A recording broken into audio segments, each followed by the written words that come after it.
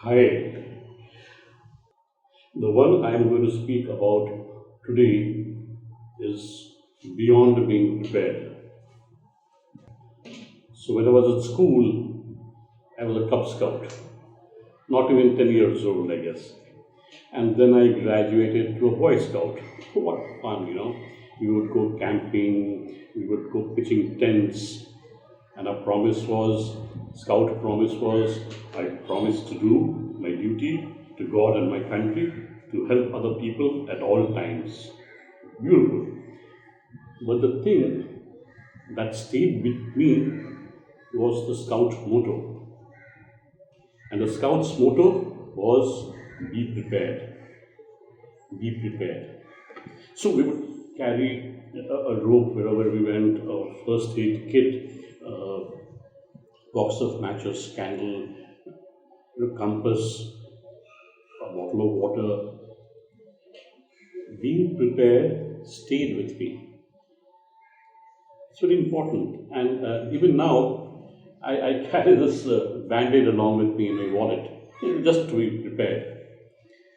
Then when I grew up, I was growing up, I started to read Sri Aurobindo. And then I came upon a small article of his, The Hour of God.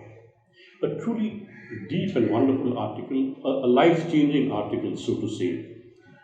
And where he explains what it is to be beyond being prepared.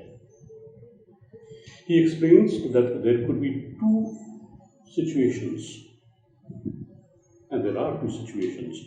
The first one is when everything is hunky-dory, the sun is shining, the birds are chirping, the God's grace is everywhere, and as Sri Aurobindo says,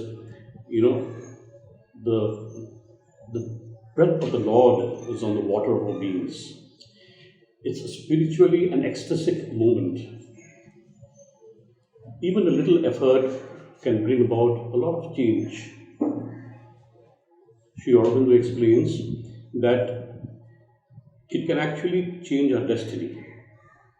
I realized that when we surrender our thoughts, actions, emotions to the one above, the charioteer that he is takes charge. And there is the other situation, try as much as we can, nothing moves, nothing happens. And we are in deep troubled waters and we say, Shiva, Shiva, Shiva, Achyutam, Keshavam, Madhavam, Damodaram, help me, oh mother, save me. Nothing happens. Sometimes I say in a humorous way, God has gone on vacation. I mean, jokes aside, it's very agonizing. No one cares. We are left to defend ourselves on the strength and weaknesses of our egoism. Sri Aurobindo explains that the latter situation prepares us for the former.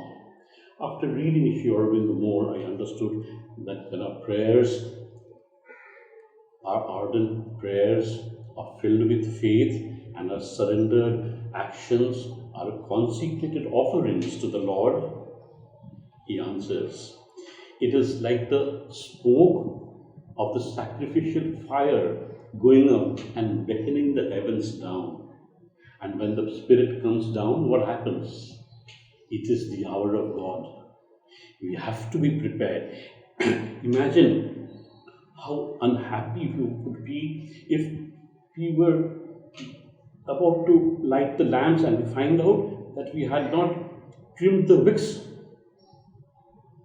Imagine if our ears could not sense the footsteps of His coming because we were not prepared. How sad it is not to be prepared. But Sri Aurobindo says there is something worse than not being prepared. It is when we are prepared, yet we throw away the moment because we are so full of conceit. I know my scriptures, I know everything. I contribute to the community. I do this, I do that. I. We waste the force because of sheer arrogance. Sri Aurobindo says it is irreparable loss for them. It's a great destruction for such people. And so he writes, in the hour of God, cleanse thy soul. I repeat again, in the hour of God, cleanse thy soul.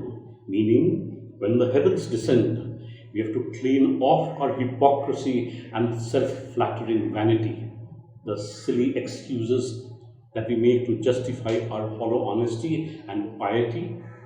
Will actually fire back. Our insincerity will act as chinks in the armor.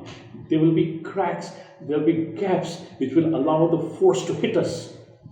And the blow will be so strong that we'll be thrown off from our feet, will be uprooted, so to say.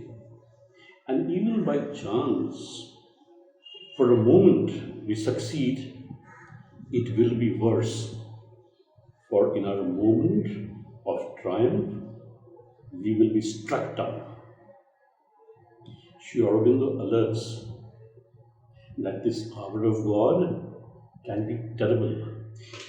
It is like a raging fire, a cyclone, a thunderstorm. It is something like the grinding stone of God, crushing everything that comes its way. But for those who are pure, he says, they need not fear. They can stand up with conviction on the path of truth they have taken. And if they do so, they can stand up to the test of fire. And he assures they will return. This hour is not the reason why. For such an hour has never ever come. And none would know how to go about it. It would be a waste of time trying to confront it with our petty worldly thinking. We have only to move forward and trust the one beyond the blue sky. But most of all, Sri Aurobindo reminds us is to keep our souls clean. Keep our souls clean, even if it is for a little while. We have to clear our souls from the clamor of egoism. Like it is said, we have to soften the roar of ahankar so that we can hear the sweet chiming bells of Omkar. And it is only then that the raging fire that was going to burn us will actually lead us like a kindly light out of the dark night. And that terrible storm that was going to blow us away will actually help us flutter our flags on the highest height of greatness that we were to conquer. So as I said before, beyond being prepared, Sri Aurobindo says, in the hour of God, we have to cleanse our soul. Namaskar.